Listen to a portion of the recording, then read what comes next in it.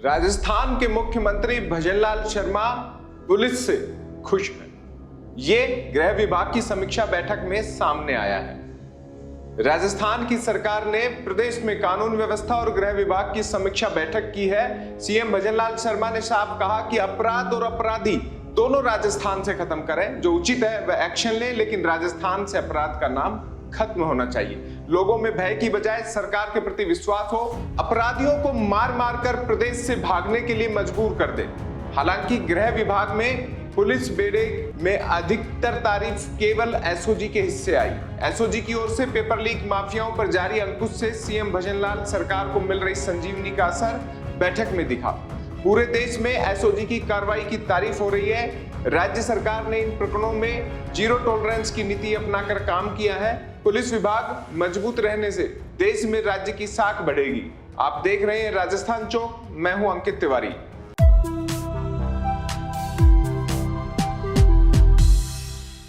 मुख्यमंत्री भजनलाल शर्मा ने गुरुवार को गृह विभाग की समीक्षा बैठक ली थी। इस दौरान सीएम ने कहा कि अपराधियों में पुलिस का खौफ इतना होना चाहिए कि या तो वे अपराध छोड़ दें या प्रदेश छोड़कर चले जाएं। प्रदेश में कानून व्यवस्था को बनाए रखने के लिए पुलिस पूरी सतर्कता और मुस्तैदी के साथ काम करे। भजनलाल शर्मा ने कहा कि प्रदेश में अगर अराजकता और अशांति फैलाने का इरादा रखने वाले असामाजिक तत्वों की रोकथाम के लिए पुलिस खुफिया तंत्र और मुखबिर व्यवस्था का बेहतर उपयोग करे। कानून का इकबाल बुलंद रखना राज्य सरकार की प्राथमिकता है। इसे सुनिश्चित करना पुलिस की जिम्मेदारी है। उन्होंने महिलाओं और SC/ST वर्ग के प्रति अपराधों में कमी लाने के लिए पुलिस का हौसला भी बढ़ाया। मुख्यमंत्री ने कहा कि पुलिस विभाग की सजगता एवं सतर्कता के चलते पिछले वर्ष की तुलना में राज्य में अपराधों का ग्राफ तेजी से गिरा है। कुल अपराधों में राज्य में 7.3% की कमी आई है। इसके अलावा महिला अत्याचारों में भी 8.8% और अनुसूचित जाति जनजाति अत्याचार के मामलों में भी 13.96% की कमी दर्ज की गई है। आइए अब आपको सुनाते हैं राज्य मंत्री जवाहर सिंह बेडम ने गृह विभाग की समीक्षा बैठक के बाद क्या कहा। हमारे ACS होम और एक्टिंग हमारे चीफ सेक्रेटरी वहाँ बैठे थे, अभय कुमार जी। सबको यही कहा कि हमारी सरकार जनता के प्रति जवाबदेह सरकार है। कानून व्यवस्था सुदृढ़ हो, आम आदमी को न्याय मिले, थानों में और ऑफिसों में अपराधियों के साथ मधुर व्यवहार करते हुए उनको त्वरित न्याय की व्यवस्था पुलिस के अधिकारियों के द्वारा की जाए। ये हमारी सरकार का ध्येय है। और निश्चित रूप से हमें संतोष भी है कि जब समीक्षा हो रही थी और अपराधों के ग्राफ के बारे में जब चर्चा हुई तो निश्चित रूप से अपराधों के ग्राफ में बहुत कमी आई है। लेकिन माननीय मुख्यमंत्री जी ने कहा कि हमारा काम मात्र इतना ही नहीं है कि एकदम थोड़ा ग्राफ कम हुआ है, इसको और कम करते करते अपराध मुक्त राजस्थान की ओर हमें बढ़ना है और उसके लिए पुलिस काम करे। पुलिस के लिए संसाधन उपलब्ध कराना सरकार का कर्तव्य है। जो भी संसाधनों की आवश्यकता होगी वो हम देंगे। नफरी की आवश्यकता होगी हम भर्ती करेंगे और सभी थानों में नफरी की उपलब्धता कराकर अपराधियों के खिलाफ कठोर कार्रवाई हो, ये हमारा ध्येय है। उसके लिए निर्देश जारी। मुख्यमंत्री महोदय ने कोई फटकार भी लगाई है पुलिस अधिकारी को, जिस हिसाब से हमें जानकारी मिल रही है कि कानून व्यवस्था काबू में नहीं आ पा रही? नहीं, ऐसा कुछ नहीं है। माननीय मुख्यमंत्री जी ने कानून व्यवस्था सुदृढ़ हो इसके लिए निर्देश। जिला साइबर क्राइम में राजस्थान में फर्स्ट था। पूरे देश का साइबर क्राइम का 18% सीधे डीग जिले में हुआ करता था। उसको कम करते हुए आज 3.5% पर उस अपराध को ला करके हमारी पुलिस ने खड़ा की। वही पुलिस है ना कांग्रेस के राज में पिटती थी, हमने उनका इकबाल मजबूत किया, अपराधियों के खिलाफ कार्रवाई कर रही है। पुलिस तो हुई है ना। सुशासन स्थापित करने के लिए भारतीय जनता पार्टी के लोग आए। माननीय भजनलाल जी के नेतृत्व में साइबर क्राइम हो, चोरी हो, नकबजनी हो, ठगी हो, लूट हो, हत्या हो, मानव तस्करी हो, चाहे मादक पदार्थों की तस्करी हो, सब पर लगाम लगा करके अपराध मुक्त राजस्थान बनाने की ओर हम बढ़ रहे हैं। मंत्री को आपने सुना।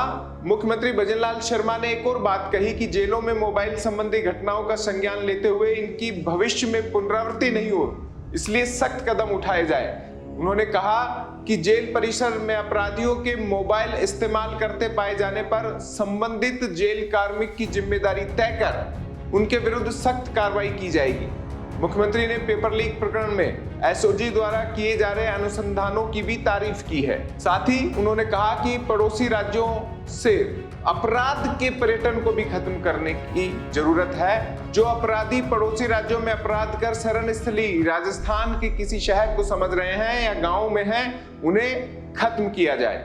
बैठक के बाद गृह राज्य मंत्री जवाहर सिंह बेडम ने कहा कि हमारी सरकार में कांग्रेस के शासनकाल के मुकाबले अपराधों में कमी आई है, लेकिन हमें यही नहीं रुकना है।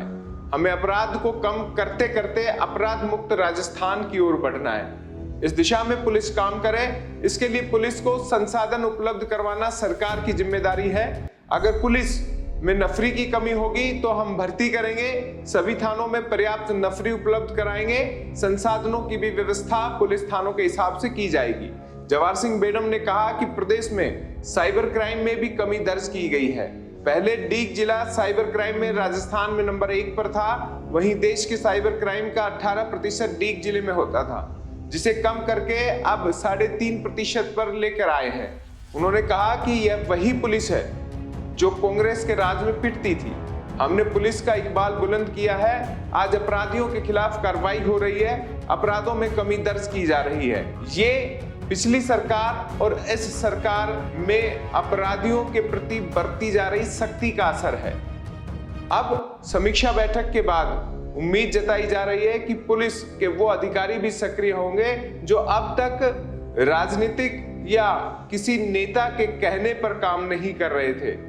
ये अंदर खाने चर्चा है कि पुलिस चाहकर भी उन लोगों पर एक्शन लेने से बच रही है जो पूर्ववर्ती सरकार में सरकार के करीबियों में गिने जाते थे।